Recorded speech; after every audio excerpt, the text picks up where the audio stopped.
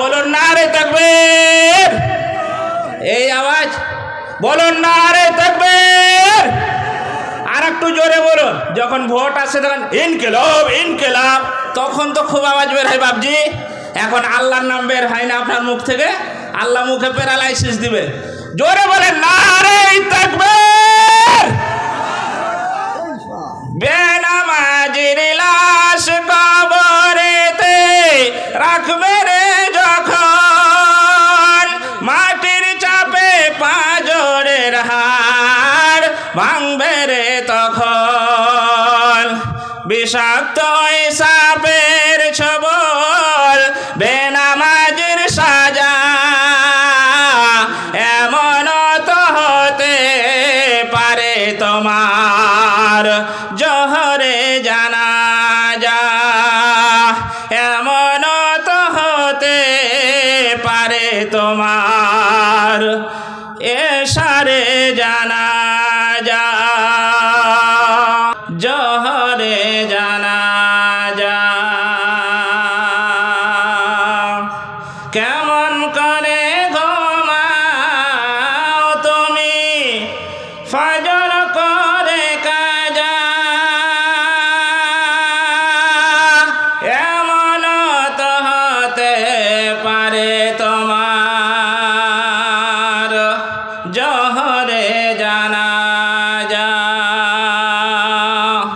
এরকম মানুষ নাই পৃথিবীতে, রাত্রে ঘুমায়, ঘুমিয়ে আবার সকালে আর ঘুম ভাঙে না, এরকম হয় না?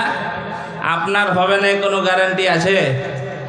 তাহলে শীতের দিনে ল্যাপ গায়ে দিয়ে আপনি আরামে ঘুম পাচ্ছেন, নামাজ কে পড়বে? তো মৌলী সাহেব আর সেই ঝাড়ুদারকে রেখেছি, ওই নামাজ আজান দিবে ওই পড়বে, এটা হয় না? কেমন করে ঘুমাও তুমি ফজর করে কাজা, এমন তো হতে পারে তোমার জোহরে জানাজা।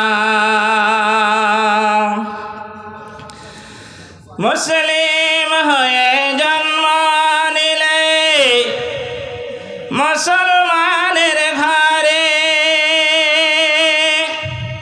কাফের মুমিন তফাতটা হয় সালাতের উপরে।